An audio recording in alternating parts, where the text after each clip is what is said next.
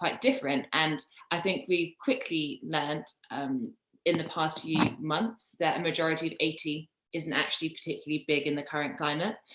Several reasons for that. I think one thing that both parties are having to face is that MPs, I think, are more their own people these days. I think partly because you have things like social media, partly because I think if you look at the makeup of the Tory party, for example, I think it's hard to find values which unite every single Tory MP now.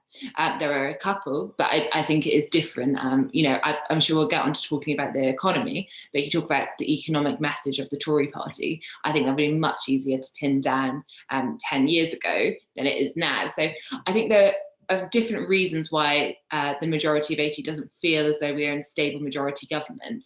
I also think that if you look ahead at the challenges this government faces, Brexit, which we always knew was going to be a big one, but also the fact that we're still living with coronavirus, also the union, I think there's lots of things that are really going to test it. So we're not looking ahead to another election, for several years, but I still think it's going to be very bumpy.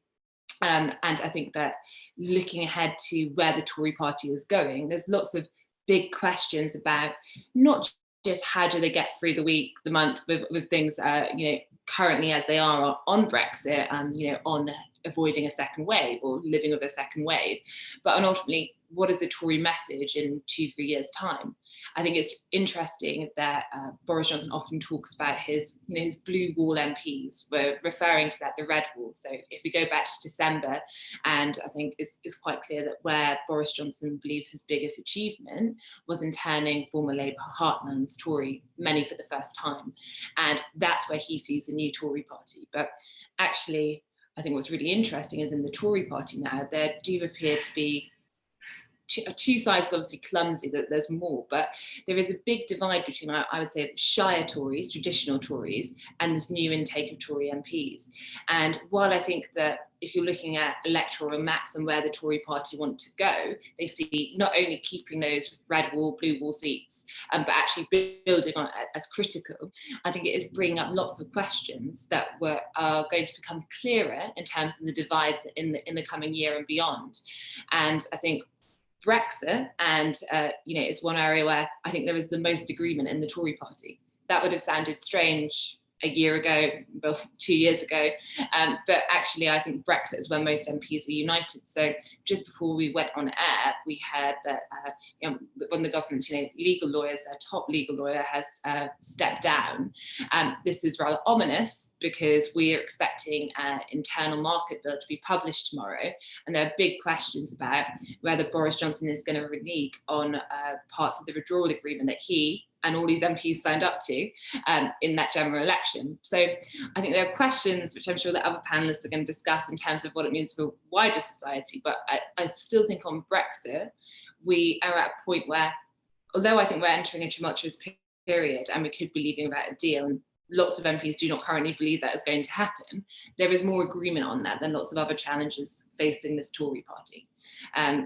So I think there'll be questions about if once we see this bill, about respect to the law, what that means. But ultimately, if I would say where the Tory party is going to have to work out what it wants to say, I think the economy is going to be a huge one on this. We have been hearing about tax rises from the Chancellor. I think the problem is not just that Tory MPs all have a different opinion on what the tax rise should be. Many don't accept there should be tax rises in the first place. Now, some of them, because they have different ways they want to get growth, others just do not think that you need to have an economic policy that really connects those things. So I think that's a big question facing them. So I think Tory party in terms of identity, I think we've got to look at the economy, also on cultural wars. I was recently talking to someone about what the Tories' message at the next election might be. And given that every time there appears to be a difficult vote, it's either been pushed back or moved, they were suggesting it might be, we delivered Brexit, and we stuck up for British values. And it could be that we're heading to, because all the reforms look very tricky. So I think that in terms of the Tory party, it is still undergoing a period of change. I don't think it is cohesive from that new voting coalition yet. And I think just briefly on Labour, we have Keir Starmer, and I think it is interesting how quickly Labour's fortunes appear to have changed, not in terms of are they going to win an election, but just in terms, I think, the sense among Labour MPs, more broadly, they feel like they're suddenly in a very positive place. 2 years ago, if you spoke to a Labour MP, it felt more that you were acting as a councillor when you spoke to them. They were very traumatised, lots were thinking about leaving, some did. And I think that what Keir Starmer has managed to do in a way is bring back a feel-good factor to the Labour Party for those inside it. And there's been a big focus on values in doing that, and trying to show that, you know, going away from Jeremy Corbyn values and going to traditional British values. But I think the big test for Labour, because it will ultimately be, what are the policies going to be? Because I think Keir Starmer's done a very good job at trying to define himself and show that he is different. I think where we still have lots of doubt, however, is where does Labour stand on things like the economy? They seem to choose a position that they think the Tories are going to be forced into. That's how our position is at the moment. But I think clearly he's going to have to start saying more about where Labour sits. So I think those are, broadly speaking, where the challenges are, and just looping it in. I think if we're thinking about the electorate more generally, who are their voters at the next election? Because if we are losing Scotland, because we haven't even spoken about Scotland, and you know SNP support continues to surge, Keir Starmer is going to need to win not just a red wall back, but also Lib Dem Green voters. And I think there's a question of his current values message, whether you can actually unite both sides. Thanks ever so much, Katie. Just a couple of things maybe to ponder. You don't have to answer them now, but things that we might come back to. I mean, firstly, you said the Tories are united on Brexit. Just how united is an interesting question. And in the Playbook email, I think it was yesterday, they were talking about waiting for the reaction from moderate Conservatives to rumours about plans to rewrite parts of the withdrawal agreement. Are the Tories loyal on Brexit to a fault, or is there a line over which some of them do not want the government to tread? And the second thing on culture, I think it's really interesting. I don't know if you saw the piece on Conservative Home today by Scott Benton, who's the MP for the Tory MP for Blackpool South, who basically seems to be saying, for a quick skim of it, that culture is where we win this. It's on social values that we win this. And it would be interesting maybe at some point to talk about whether, I mean, you seem to imply that that was the case from the other side, if you like, by saying that the Labour was weak on this, but I'd like to come back on that if possible. But for the moment, Helen, if you're ready.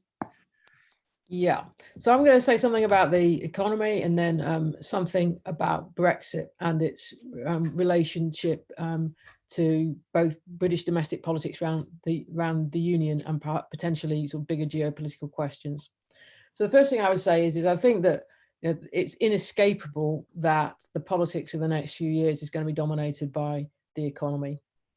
There simply is no economic reset button that takes us back to the beginning of this year, if and when a COVID vaccine emerges. We are living through what is going to be a full-scale economic crisis. I think if you look, like around the world in terms of the hit in terms of growth, it's really unprecedented. It's particularly happening in so many economies at the same time. And in this country, we've had a deferred employment shock because of the furlough scheme. And that has saved us from what's happened in the United States, where you had much sharper millions of people in a very short period of time being made unemployed. So the end of the furlough scheme is in itself going to be an employment shock. And it's going to come, though, with something that I think wasn't really anticipated at the beginning of all this, which is a real, reluctance, as we've seen, both from many employees and from employers, to have people go back to working in offices in person. And this has got the potential to deliver another employment shock on top of the one that the end of the furlough scheme would already be bringing about. And I think that in some sense in this country, we've got out of the habit of really understanding what the politics of employment and unemployment looks like. Because on a comparative sense, we escaped on the employment side relatively unscathed from the 2008 shock. Indeed, even if you go back to the early 1990s recession, that actually the recovery in the British economy from the unemployment in the early 90s came quite quickly. It was in sharp contrast to what happened to the 1980s. Whereas, as we know, if we go back into the 80s themselves, that then unemployment was high and it was persistent, and it completely shaped the politics of that decade. The second thing I say about the economy is that we've essentially doubled down on what happened in response to the 2008 crash. So the response of policymakers is essentially being lots more quantitative easing to facilitate lots more debt. Now that is almost certainly necessary, but it's not benign in terms of its consequences. If we go back to what happened in the decade after 2008, QE, quantitative easing, fuels wealth inequality. We can already see even more sharp than after 2000 in the first years after 2008 dissonance between what's going on in share markets and what's going on in the real economy, and this is going to mean that the inequality aspects of the post 2008 decade are going to reappear even more strongly, I think, in the coming years. And then the central question is going to be what to do about all this debt. Now, in one sense, I think that the answer is that there's nothing, absolutely nothing that can be done about it. And so as long as investors are willing to carry on buying the bonds that governments issue, so long as central banks then buy them back, essentially it's going to continue. But there is going to be a contest, I think, about how long this situation can continue without an inflationary risk. And there is going to be a big political question about who gets to decide what this debt is used for. And I think that's probably in some sense going to be more important than the question about whether there are going to be tax rises or not to deal with it. Because in one sense, there is now so much debt that tax increases are not going to make really any difference to the risks involved. The third thing on the economic side, I think, is a question of why there is no reset is because of what's gone on geopolitically since the COVID crisis. And that is about the accelerated breakdown of the US-China relationship. Now, obviously, the big uncertainty in this is what happens in the American election, which in itself, I think, is sort of potentially a destabilizing factor, given the context in which it's taken place. But if Trump were to be re-elected, then that obviously is going to intensify the decoupling of the United States from China. And it's going to mean that a Trump administration, a second Trump administration, is going to be even more confrontational with not just the EU, but Britain too, about the issues both on the trade side, EU-US trade, but also US-China trade and its technological competition and its implications for Europe than the first Trump administration, this Trump administration has been. There's also a big World Trade Organization case looming supposedly for resolution, which would allow the EU to take, if the EU were to win it, to take significant trade sanctions against the United States. So the overall trade environment in which we're dealing with this economic crisis is anything but stable. Now, on the Brexit side, I think that two really significant things have happened in the context of the politics of Brexit over the last 6 months or so. The first of them is what's happened in domestic politics in Britain. And that is both the fact that Keir Starmer has become leader of the Labour Party, and he has clearly moved the Labour Party into a position where it is not making that much criticism of the government's Brexit policy. Now, that may change over the next months, but I think it was quite a crucial moment. I think it was around June time when Keir Starmer made it clear that he wasn't really going to oppose the government's decision not to pursue an extension to the transition. I think, though, in terms of the union, that things are a lot more difficult than they were before the COVID crisis began, because what the COVID crisis has exposed is just how dysfunctional even Britain's existing, or I should say the United Kingdom's existing constitutional arrangements are governance arrangements for dealing with a crisis. And this has not only caused clearly a lot of frustration for the government in London, but it is also strengthened, as far as the Scottish Nationalist government's concerned, is the opportunity for Scottish independence. Now, whether that will come about is another question. But I think part of the context in which we might situate the government's concerns about Northern Ireland at the moment is a realization of just how difficult maintaining this union with all its internal complexities on top of what was agreed in the withdrawal agreement is. And the final thing I would say is that the state aid question has really changed as a consequence of the COVID crisis. because state aid has just become much more politicized than it was before. And it's become politicized in part because of what's gone in the EU, which has effectively suspended parts of its state aid regime in order to deal with the COVID crisis. So the EU's position, I think, looks a lot more difficult than it was before the crisis in terms of what it wants from Britain, because to say that that Britain is going to stay bound to an EU state aid regime that is itself effectively suspended in order to deal with an economic emergency, in which the Commission acts as the de facto arbiter of what freedoms can be used under the suspended rules, I think will be hard for any British government to swallow going forward. And that is supercharged, if you like, by the China question, the breakdown of the China relationship, or at least on the European side, the deeper complications of the China relationship, because you have Macron in particular wanting to use the language of European industrial sovereignty and European state aid in order to deal with Chinese competition.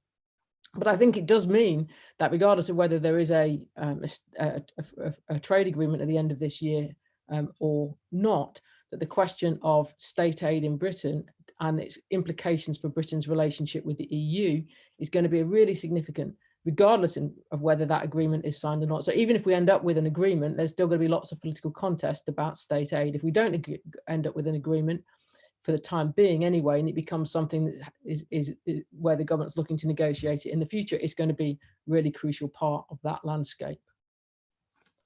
Thanks, Helen. I mean, all you've convinced me of is we probably need a series of events to go through some of the issues that you've raised. I should say, actually, I should have said in my introduction that for those of you who don't know, who I imagine are very few, you should have a listen to Helen and David's podcast, Talking Politics, which is always excellent. Just a couple of things coming from what you've said, again, just as pointers for things we might talk about. You raised that question about what will the debt be used for, which seemed to dovetail with Katie's point, which is what the hell is conservative economic policy? Has there ever been a moment when we've been less certain about what the governing party wanted to do economically? That would be something that would be nice to touch on. The other thing is, given what you said about Trump, sort of begs the question as to whether this US election is a lose-lose one for the British government, because Trump might be tougher on trade, but I can't see Biden prioritising trade talks with the United Kingdom either. So who should number 10 be hoping wins this election if there are problems on both? And the whole Scotland thing we'll come back to, not least because there are several questions from the audience. Do keep answering the poll, by the way, all of you. I think we have an under 50% turnout on the poll, so I'd like to bump that up a bit if possible. So David, while they're all doing that, over to you. Thanks. So you've asked me to take a step back and look more broadly at what this means for democracy. I think we can be pretty confident that the pandemic, the last 6 months and the next 6 months, are going to have a profound effect on democratic politics everywhere. And it's going to be an effect that will play out not in the next 2 to 3 years, but in the next 5 to 10 to 15 years. It's much more like, and it picks up on what Helen said, it's much more like 2008. You're 5 years on from 2008. It'd be pretty hard to say how it had impacted politics. 10 years on, some very surprising things had happened, and we were able, with hindsight, to trace them back, but you couldn't see them coming. We're going to be really surprised. And it's similar because this crisis, like the last one, has revealed our dependence on the state, our vulnerability to the state, our vulnerability to the politicians who run the state and their incompetence. It's going to produce, as Helen said, significant winners and losers that change the dynamics of politics. And that is something that will percolate through politics. It's just not the case that you go through something as big as this and you can track it. You know, something big happens and 6 months later or 12 months later, something explicable results from it. I'm pretty sure British democracy is going to survive. Is Indian democracy going to survive this? I have no idea. Is American democracy going to survive? I was pretty confident before. I'm still pretty confident, but I wouldn't bet everything on it. We're going to be shocked 10 years on. But if I knew, I'd tell you I have no idea what the shock's going to be. So I just want to say something about two trends in British politics I think we can think about in the longer term rather than the shorter term. And it touches on something Katie talked about and Helen as well. So one is, I feel like I've been waiting my lifetime for that stranglehold of the two-party system to break in Westminster. And every time I think it's coming, it turns out it's not. And so I've given up. And maybe at the point you give up, it happens. But anyway, 30 years is long enough to wait. So I just think, and the last election, it's true of the American election as well, it survives being tested to absurdity. Trump versus Biden, that's the choice? Seriously? But it is the choice. Corbyn's Labour versus Johnson's Conservatives, that's the choice? But it was the choice, and it was a real choice, and people made it. And actually the choice now makes a bit more sense than it did then. Starmer brought some of the sense back into it, I think. I don't think that the stranglehold of the two parties is going to break because the electoral system's not going to change. If you change the electoral system, as in Scotland, you absolutely break it almost straight away. Scotland's not a two-party state, but even the presence of the SNP in Westminster has done almost nothing to shake it. I think the thing that is more likely to build is the bigger challenge, and that's something that really I think has been visible over the last 10 years, last decade. And that is the challenge to representative democracy itself. So not an anti-democratic challenge, not sort of authoritarianism or fascism, but there are many ways of doing democracy. Representative democracy is just one. I think we'd forgotten that a couple of decades ago. It's just one way of doing it. And I think it's really struggling. This system with elections as its focus, professional political parties, a professional political class, a pretty narrow professional political class. The kinds of people who go into politics are not representative of the wider public still. Their competence has been tested and I think exposed in various ways. And it's built, and you've seen it building over recent years. So I think the referendum was a manifestation of this, the Brexit referendum, both the fact of it and the result of it. It wasn't some internal Tory party management issue for David Cameron. It was genuinely driven in part by a sense, both among the professional political class and among large swathes of the British electorate, that certain questions were not being discussed in a representative democratic system, particularly a two-party system, but maybe in any system, because it's not being discussed in many European systems either. Voices were not being heard. Different means had to be found to allow people to express themselves democratically. I think you see it really acutely around climate. So we haven't touched on it, I don't think, but climate change is the central political issue of the 21st century. And I really am not optimistic that representative democracy is well set up to tackle climate change. Representative democracy is reactive, that's its strength. When something goes wrong, eventually, usually, manages to sort it out. It's not proactive. It never has been. And climate change is a proactive problem. And whether it's Extinction Rebellion, whether it's increasing demands for forms of citizen assembly, deliberative democracy, these things are happening on the fringes of our politics, but they're coming closer. The sign that people are so agitated now about Extinction Rebellion, it's coming closer. And these are expressions, it's not anti-democratic Extinction Rebellion. These are expressions of frustration with a representative democratic system, professional political class, that not only is non-representative in lots of really important ways, but may well be inadequate in really important ways. I think representative democracy has one massive inbuilt advantage, which is why it's survived the places where it has survived so long, which is that most people don't want to do politics with their lives because it's boring and they've got better things to do. Love, work, play, money matter more to most people than politics. And representative democracy, its great advantage is that even if you hate them, you can let the politicians get on with it. But politics it's impinging on our lives, and the virus has shown it in ways that's really hard to escape. I mean, being locked down makes it really hard to think, well, politics is kind of something I'll leave to other people. That's going to accelerate it. And then we all know that I think the digital revolution, but particularly the social media revolution of the last 10 years, is going to accelerate it. And it's turbocharging it as we speak. Twitter, Instagram, these things are an affront to representative democracy. I mean, they really, in many ways, scandalize it, and they're also democratic.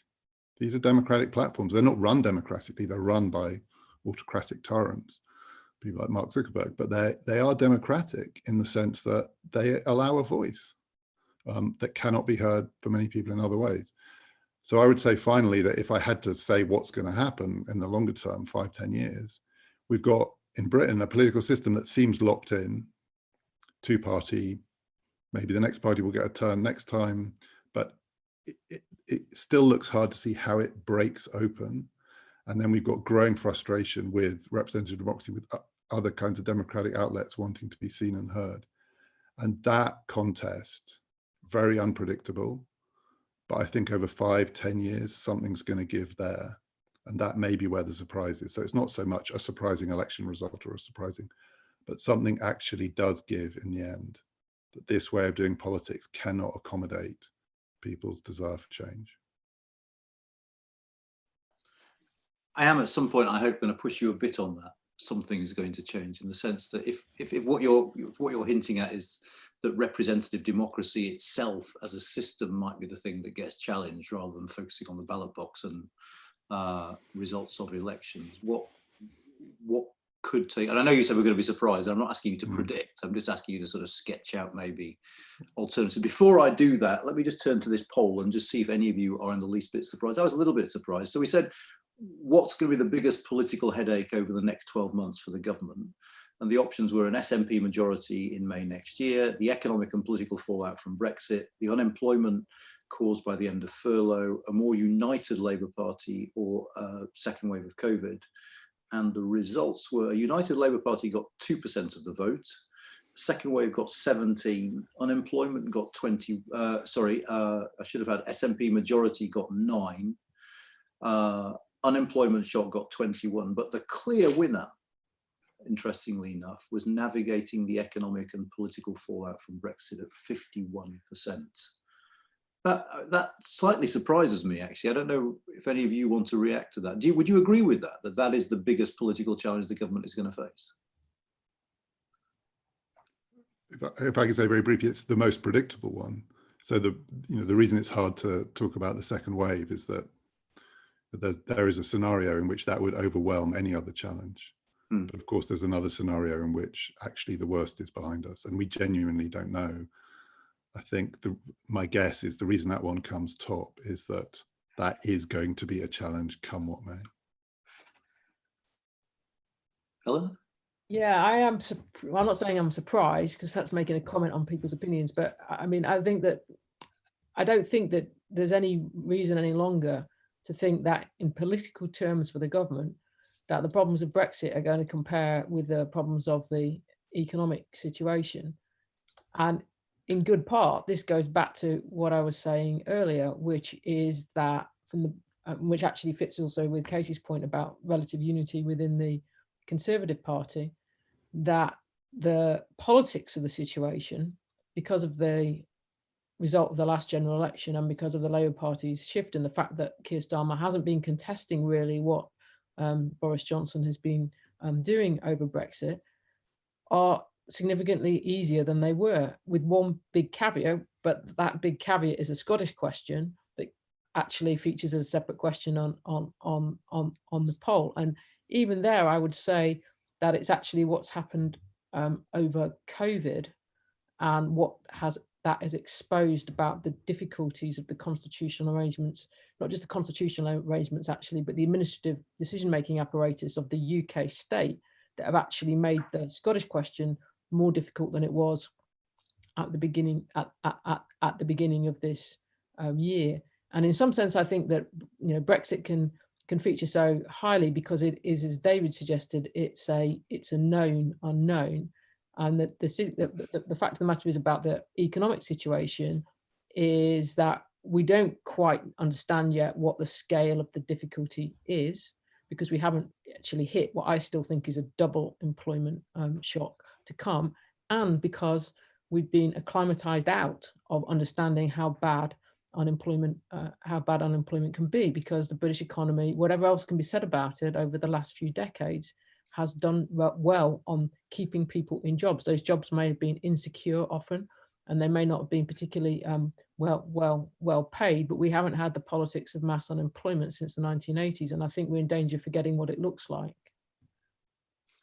Katie, I can put a more specific question to you based on the poll finding. Do you think Keir Starmer has handled Brexit well to date, and do you think he's going to have to adapt his handling of it in the weeks and months to come?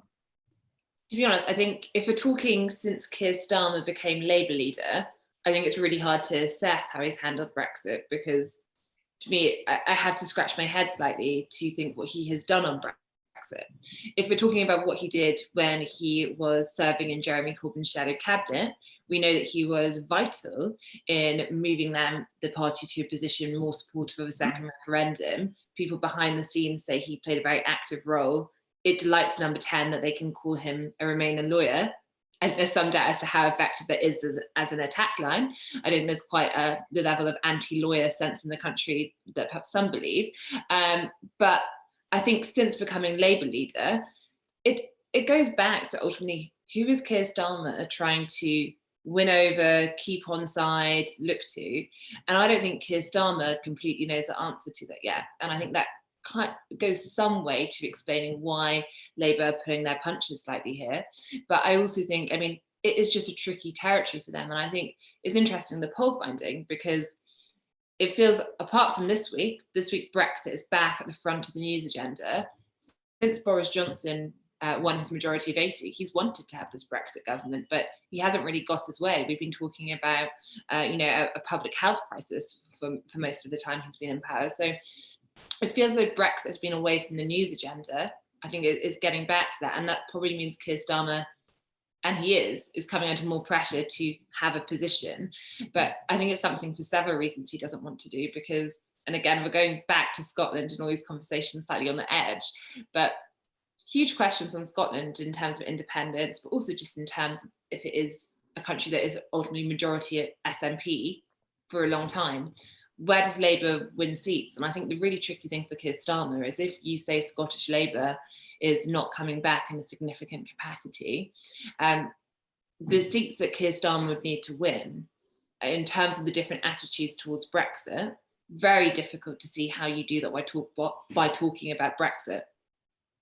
In a way, I think you do it by not talking about Brexit. Okay, I'll come back to, but just while we're on Scotland, because I feel we should mention, there's a really interesting question from David Martin saying, is there anything that the UK government can do to save the union, or is the future of the UK going to be settled in Scotland? Is it effectively out of the hands of the UK government now, or are there things that the government can do to strengthen the union? I mean, I suppose the obvious thing the government can do is refuse a referendum, but or win it. Yeah. And fight it better than they fought the Brexit referendum and learn the lessons. And the good thing about referendums, if you're fighting them, is there's quite a lot of case studies now to draw on and try and work out how to not screw it up next time. Unless you draw exactly the wrong lessons, as arguably Which might have been occasionally happens. Yeah, but Helen, do you think, is there, if you were advising the British government on its union strategy, what would you say they should be doing to try and alter sentiment in Scotland? Well, I think it's actually very hard for the present government to do that. I mean, its best strategy in some sense, although it's certainly obviously a risky one, is as David said, to allow a referendum to happen and then to win it.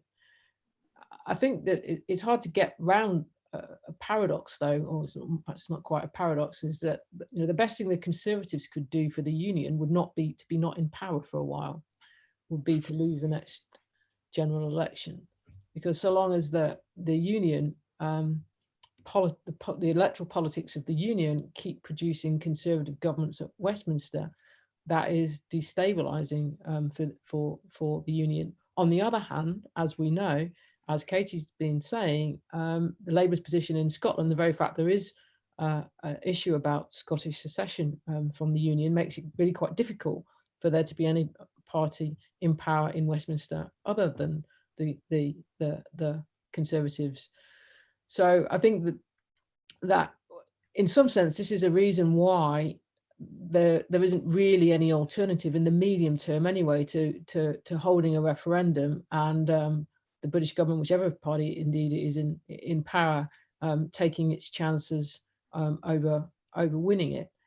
And I think that if we bring Brexit back into it, is that it is also the case, as we know, and I think has been demonstrated reasonably clearly since the referendum result on Brexit, that Britain's departure from the European Union does make the practical material case for Scottish independence more difficult.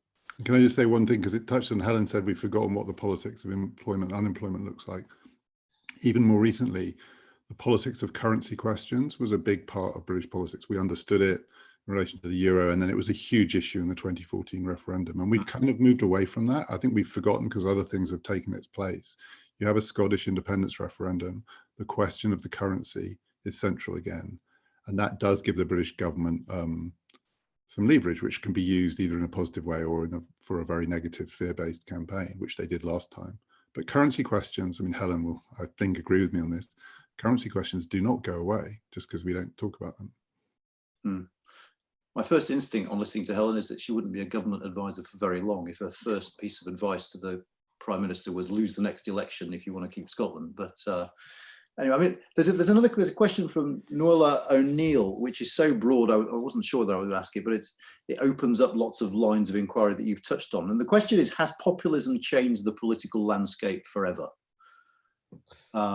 Which is massive, but it kind of nudges us towards some of the things that David was saying, which is that alternative forms of engagement are on the rise. And it might be that over the medium term, they have an impact on the workings of our system. Are you happy to try and flesh out what you were hinting at, David, when you were talking? Yeah, sure. I mean, briefly, so the word populism is important and we use it, but in a way, I think for this question, we shouldn't get too stuck with it because populism is more symptom than cause of the thing I was talking about, which was a desire, frustration with, and a desire to get beyond or get round some of the limitations of representative democracy. Populism then, because we're still stuck with representative democracy, gets channeled through representative institutions and often comes unstuck, as it has done in various places, maybe even in this country. But nothing changes the political landscape forever. A changing political landscape keeps changing. And I think one of the interesting things that goes back to what we were just talking about. So one of the obvious outlets for frustration with representative democracy is referendums. And if you look around the world, they've been on the increase almost everywhere in stable, established representative democratic systems. Politicians have been reaching for them much more often, partly in response to demand and partly because it is a management tool, broad management tool. And in this country, politicians, many of them are profoundly scarred by the last two referendums and would really like not to keep fighting them. I think, given a choice, there's a slight sort of phobia around referendums. So if you shut off, that is one outlet. It's a crude one, but it's a legitimate one. This thing is going to come out in other places. It's not just going to funnel back into parliamentary politics. It's not going to funnel back into the two main parties. It's not just going to settle down. I think it was an illusion that 2019, big majority, it felt like an election from the 80s or the 70s even, big majority two-party politics was settling British politics down for the reasons Katie said. You think the election result happens and, okay, we're going to get back to something. And it's chaos. It's chaos. And it's partly because there is a build-up of pressure to find other ways. Now, deliberative democracy citizens' assemblies have got a long way to go to get any purchase, but some aspect of that is coming. Street politics, another thing that we sort of forgot about. We look at Extinction Rebellion and we think it's somehow some new fringe thing. Street politics is democratic politics, as long as it doesn't involve outright violence. Civil disobedience and forms of non-violent protest are real democratic politics. If you do shut off the referendum, I think you increase the likelihood not that representative democracy reorients itself so that it works really well. Because it doesn't, it just doesn't. It's got many virtues, but it's got many weaknesses. These other things will be on the rise. And there will also be skillful representative democratic politicians who learn, as say Farage did, who learn how to use them in pursuit of power. There will be a democratic politician before too long who works out how to use a citizen assembly to become a prominent, powerful figure in the land. That will happen, just hasn't happened yet. Interesting. Do either of you two have anything to add? I've written down about 40 questions. I'm not kidding. We're not going to get through them all. But do either of you have anything to add on that sort of macro question? Don't worry if not, because I want to turn to it. I mean, there's a conflict there. There's another conflict going on at the moment, of course, which seems to be a conflict between government and civil service, which might be seen as a broader sort of conflict within the framework of the British Constitution, because we all know, I mean, both big parties were talking about some sort of constitutional review in their manifestos for last year's election.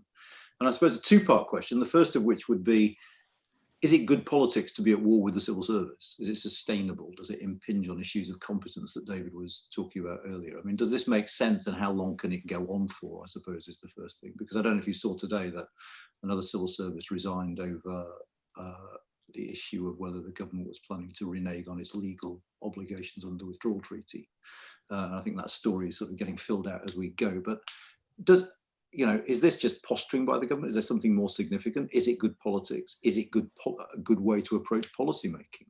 Can you sort of unpick what's going on with the civil service? I can hear Jill Rutter in my head saying that's the wrong question, but anyway. I mean, I think on civil service, I think there are a few. I think it's hard to define how Number 10 and this government treat the civil service as one cohesive attitude. I think that there is definitely a general theme, one that's not particularly positive towards the civil service, and we've seen that with lots of the permanent secretaries going. I still think there are a few cases where, for example, it can be tempting to weave everything in Number 10 anti-civil service, it plays to the base. It's also the case that civil service votes should remain, and that's Number 10's view. That's the theory you hear. I think that if you look, for example, back to when you had Priti Patel effectively at war with her permanent secretary,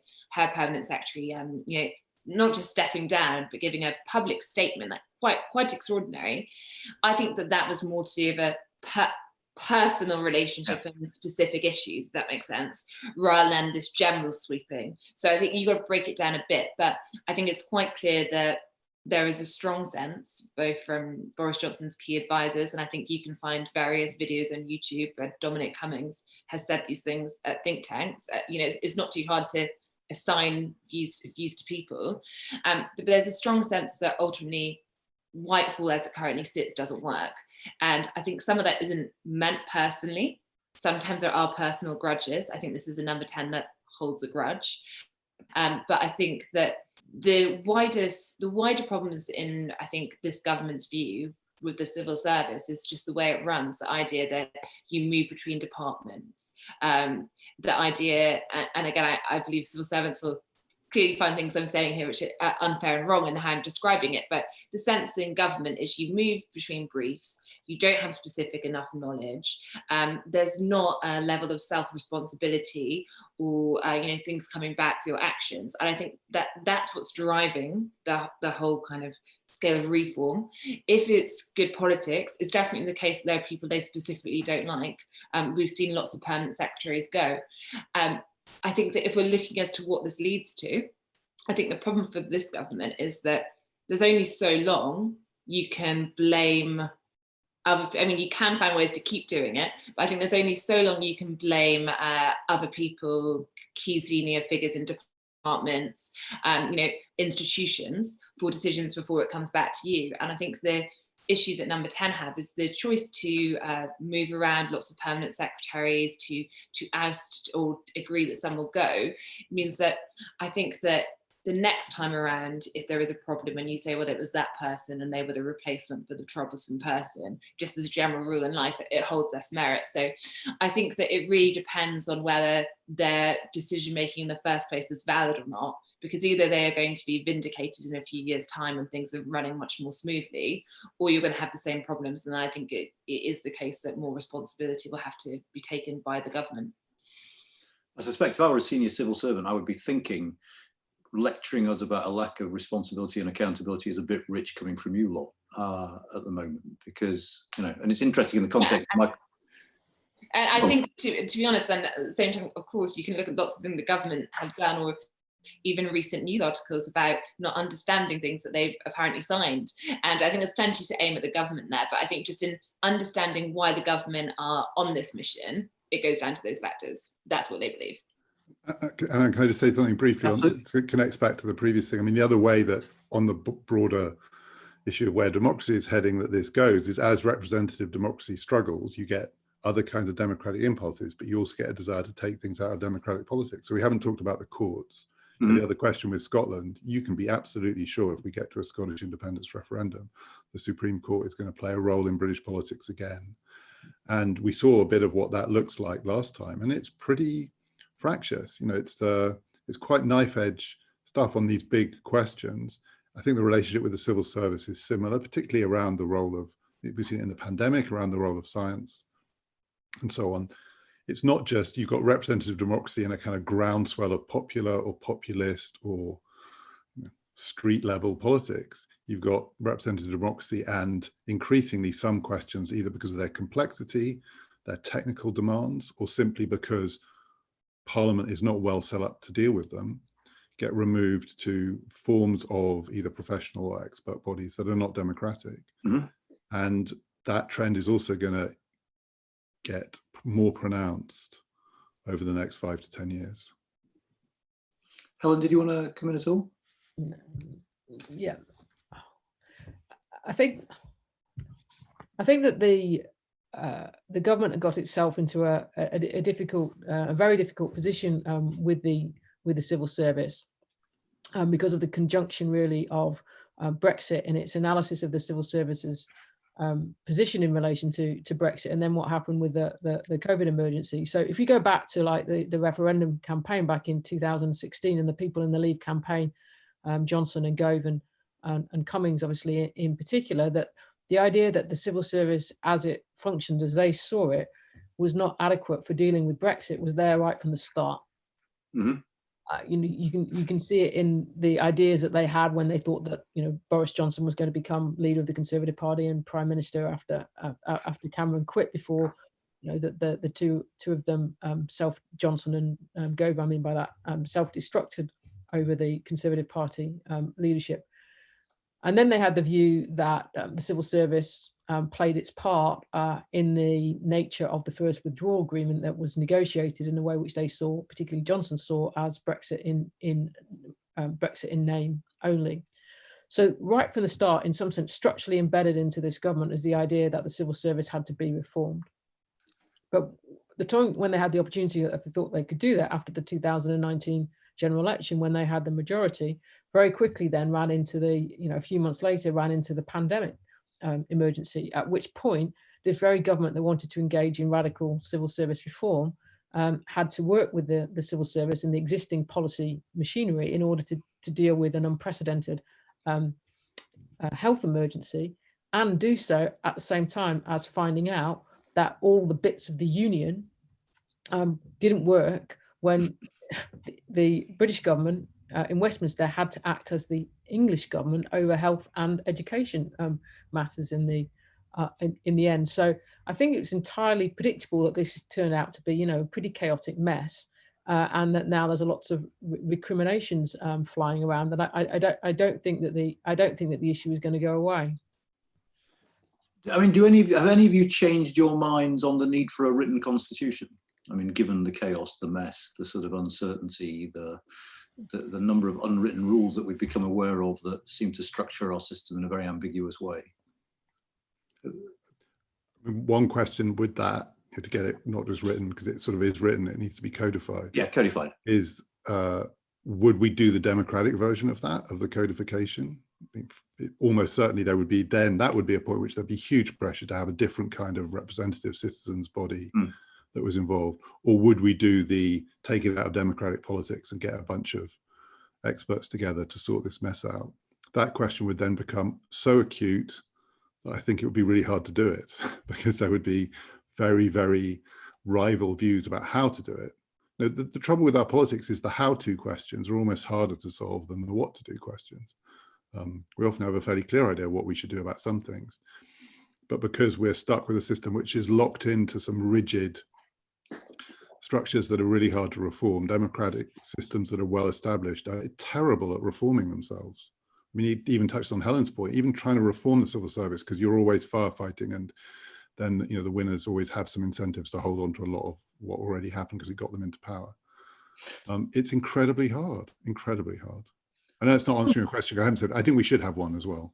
But presumably harder because we're polarized. I mean, that's why I was slightly skeptical about what you said about citizens' assemblies, is they seem to work in countries that aren't as deeply polarized as this. But my sense about citizens' assemblies is there'll be so much fighting about who's on it, what the specific question is, about the process, because we're so divided. Yeah, there could be, just in the way that I said there would be for a constitutional convention. On the other hand, under these kinds of conditions where there is genuine frustration, and there is a lot of evidence that some of those polarizations can be overcome, I think it could go lots of different ways, but I don't think we should assume under current conditions that alternatives to parliamentary representative democracy that are clearly and obviously democratic will just run into the same problems that parliamentary democracy runs into, which is that no one can agree on anything. We never experiment with our politics. We never experiment with democracy because we think if we fiddle around with it, we'll fall back into fascism or something, but we won't. So we should try. But we have experimented in one way over the last couple of decades, haven't we? Which is, and this brings us to the question from Keith Raffan, the former MP and MSP, which is referenda. We've used referendums. They've become part of our system now. But his question, and I suppose it feeds more broadly into the questions about the challenges to representative democracy, is there a fundamental tension between referendums and representative democracy? And so are referendums, even though we're stuck with them now, it seems to me, a significant part of the problem we face because of the impact they have and because they can pull in an opposite direction to representative politics. That's for anyone, not just for you, Helen. Yeah, Helen, you do it. Well, I think one of the things is we've got to recognise is that the move to referendums has been particularly strong in Europe, and it's been particularly strong for a reason, and that is that the nature of the European Union generates, like referendums. It started doing it, in the 1970s, when the group of states that are, acceded to the European Union in 1973. Not Britain, must be noted, in 1973. Britain didn't have its referendum until 2 years later, started holding referendums on membership. This is not something that any of the 6 states that originally formed the European Economic Community did. And then some of those states went on to start having referendums on treaties that the EU generated. Again, not something that was done by the original 6 EU states in the early years. So, in one sense, you can say that if Britain leaves the European Union, or Britain is leaving the European Union, has left the European Union, then that particular pressure for referendums goes with it. I think the difficulty, though, again, goes back to the Union, because we've already had the precedent of the Scottish referendum in 2014. We've got a strong demand with the Scottish government for another one. There's obviously the possibility of things of a border poll in relation to Northern Ireland at some point as well. And because of the fact that the constitutional changes that were made by the Blair government in particular left the governance arrangements for England in a void, we've actually ended up having to have really emerged through this crisis, I would say, an English government. In that sense, I would say that this is where I disagree with David a bit, is that our politics here has not proved itself rigid. It's actually proved itself that it's simply adapted to something, the nature of this emergency, that required an English government. But this English government now has no constitutional authority to ground it in. So I think that at some point, and I stress at some point, because of how to deal with the different aspects of it is really quite hard, there will probably be referendums in order to try and sort out how you legitimate democratic authority in this union of the United Kingdom.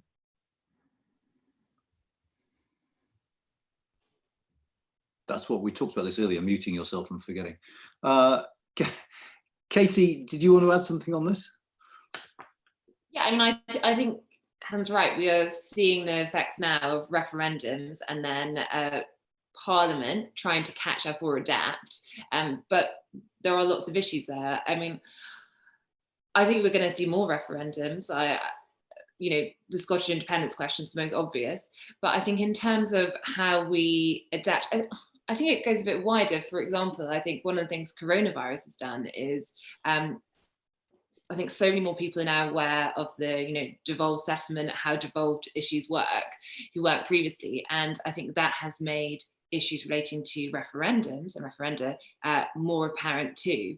So I do feel that looking over the past couple of months, it means that they're, in a way, I would use loose ends, but I just remembered that is what a cabinet secretary, a cabinet minister used yesterday to describe legal issues potentially relating to Brexit.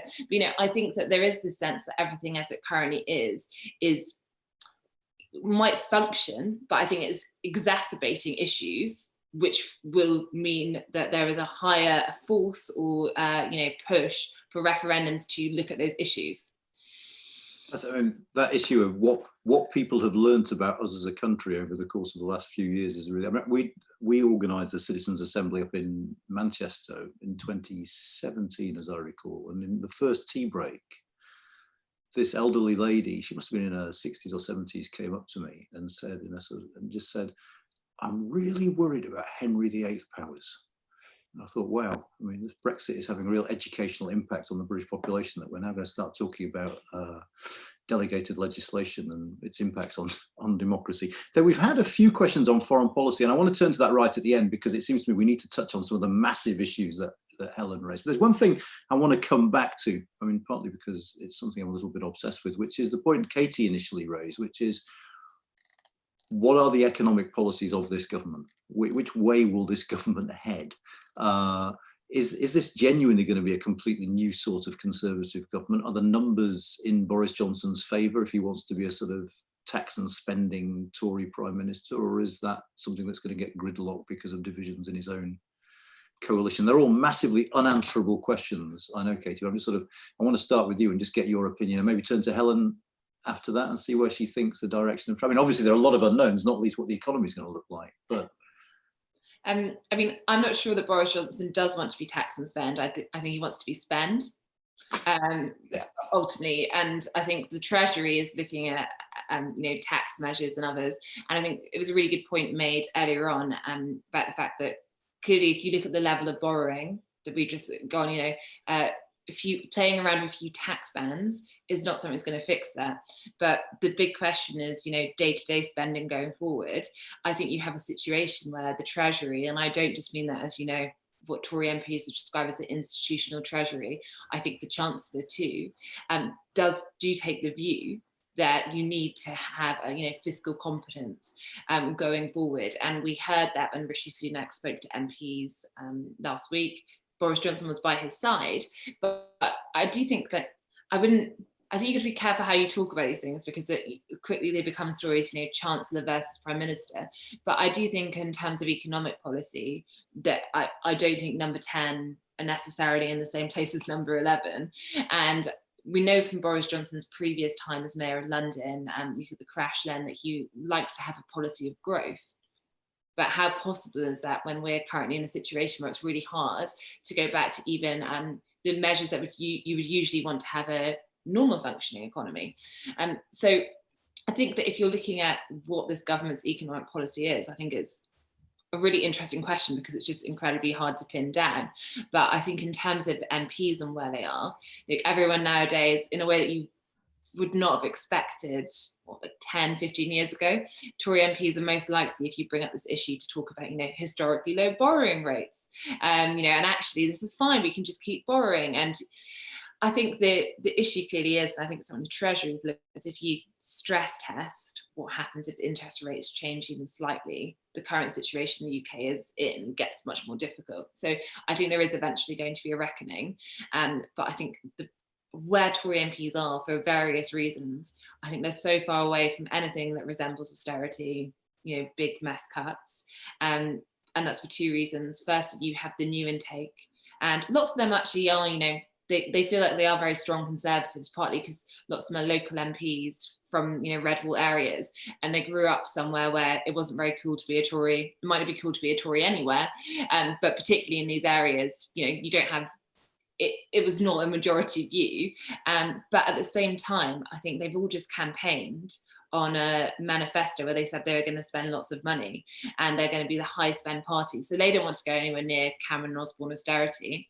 And then the other part of the Tory MPs, I think, which are like a loud group, are ultimately those who are stung from successive elections, going out on the doorstep and getting the backlash. And they no longer think it is politically toxic.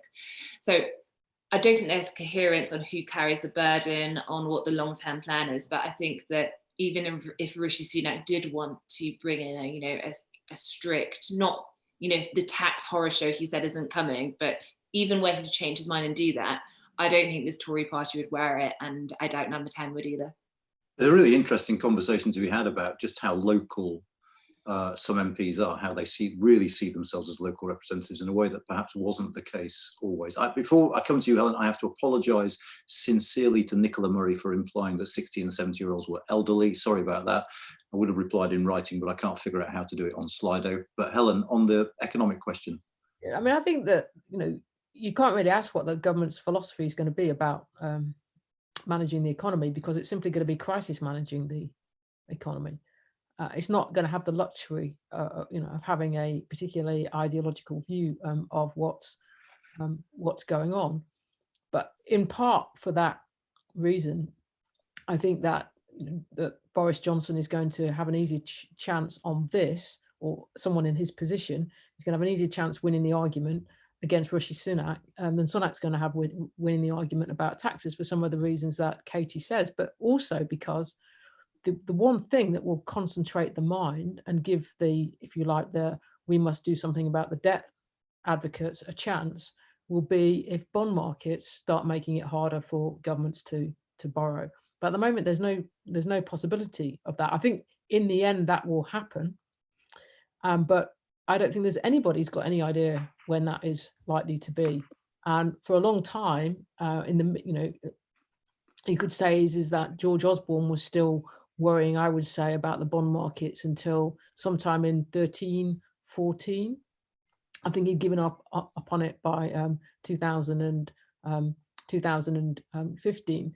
But the fact is that in the end, after the first few years after the crash, is they did not act in any kind of disciplining way on what governments did, either in Europe, once the Eurozone crisis was done, or at least once Draghi had made his whatever it takes speech, or in the United States. And you're simply not going to get to a politics of deficit reduction, let alone debt reduction, without that financial market constraint coming back. And given that what we have learned since 2008 suggests that it can be absent for really quite a long period of time, is why would any politician who's got to worry about winning the next election start thinking, okay, I better start from the premise that it will come back before the next general election, because there's a real possibility that it won't.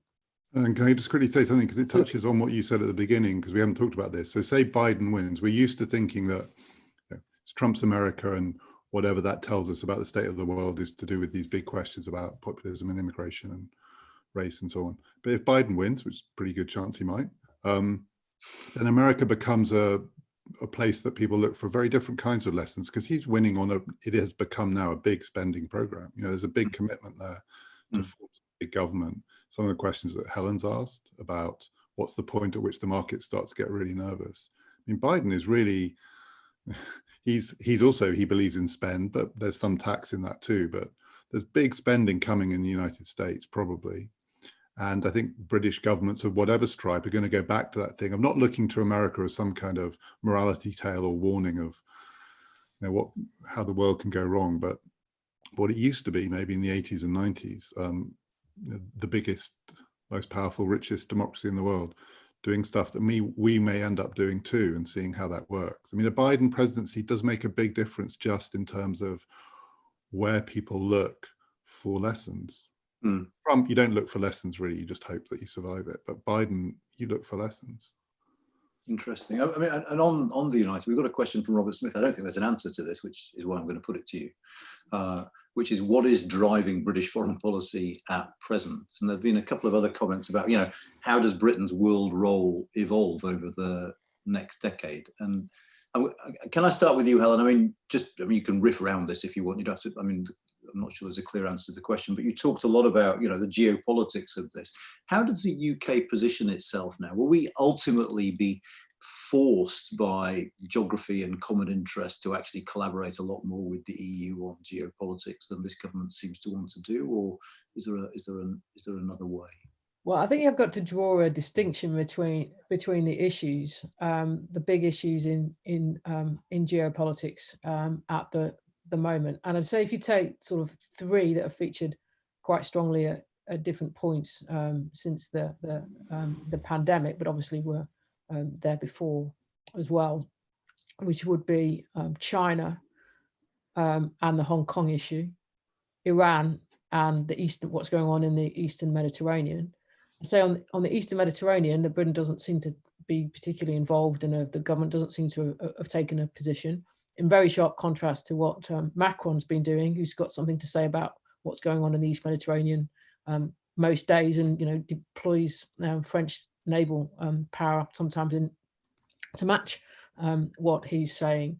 If you take the other two issues though, I think what's interesting is that during the pandemic, that essentially on Iran, that the government has stayed relatively closely hugged to the EU position, including not being willing to support Trump over the UN arms embargo, which is coming to an end next month. But on the China and the Hong Kong issue is that the British government, particularly because of the Hong Kong question, has moved much closer to the American position than the EU position. And you can see that as well over the Huawei issue, the fact that this is clearly not going to happen in the UK, whereas Merkel seems still to be defending its presence in German 5G network development. So it looks to me is that the British government's position is not to have it always. I don't think that it's quite that, but not to be in a consistent position anyway of saying, okay, we're all in with the US now on these big geopolitical questions, and we're not on the EU side. Now, I think what's interesting on the US election front is that the one area where probably who wins isn't going to make a great deal of difference is on the China question. It's not that there's not going to be changes in different emphasis between Trump and Biden over that, but the US is clearly not going back to the pre-Trump position where China is concerned. That China is going to be treated as a strategic competitor, a strategic rival. And the question then, I think, really will be for the EU is like, well, would Biden, whilst he was pushing for the US to be as confrontational on trade and technology as Trump has been, and potentially on Hong Kong as well, would he be more tolerant of the European states, the EU in particular, having more independence from the US in dealing with the China question? Or is he going to really stick to Trump's position there, which is you guys are going to shift with us, and we're going to use our financial power in order to try and ensure that you do. And I think that the way that question turns out, if it were a Biden presidency, will have some consequences for Britain's positioning. Well, I suppose the third option is whether Joe Biden, because he's not Donald Trump, has greater power of persuasion when it comes to the Europeans and manages to take them with him more consensually in terms of adopting a tougher position towards China. I think that's pretty hard for the German position. I mean, the German position is so commercially entrenched in China, and both on the telecommunications issue and obviously on the car manufacturers. I don't think that they can be persuaded out of it by anybody. It's also, it's interesting, we're comfortable talking about British foreign policy as though it were a single thing. In everything else, we've been aware that Scotland is increasingly becoming a separate country, and it could easily on some of these issues too. I mean, that's an issue that would certainly come up in a Scottish referendum. These foreign policy questions are big political questions with domestic consequences, how you relate to the next American president or whoever it is. And British foreign policy, it's more coherent than British economic policy, but it's not completely coherent. Scotland is another country. In fact, I mean, to be honest, I'm not completely convinced we've actually had a foreign policy that's been in any way thought through since the 2013 vote on Syria. I think since then it's been purely reactive. and actually it'll be interesting to see what comes out of this integrated review, because you'd think that you'd have to have a vision of your role in the world before you carried that kind of.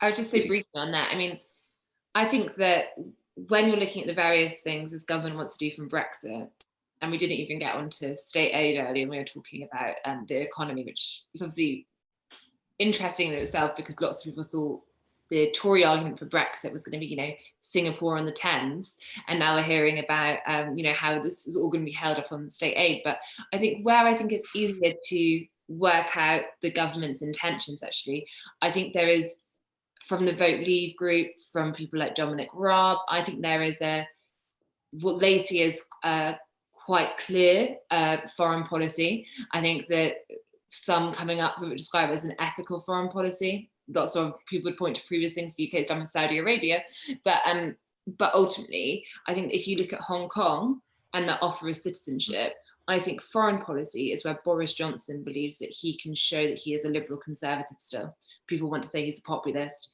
I think that, you know, if you look at Vote Leave on EU nationals, things like that, wanting to guarantee the rights. Then we had Theresa May, took a different stance. I think that although it's not comprehensive and it can't be the only thing, I think that the foreign policy is viewed as somewhere where you can actually push a lot of those instincts and those ideas, and that's something they're going to try and do.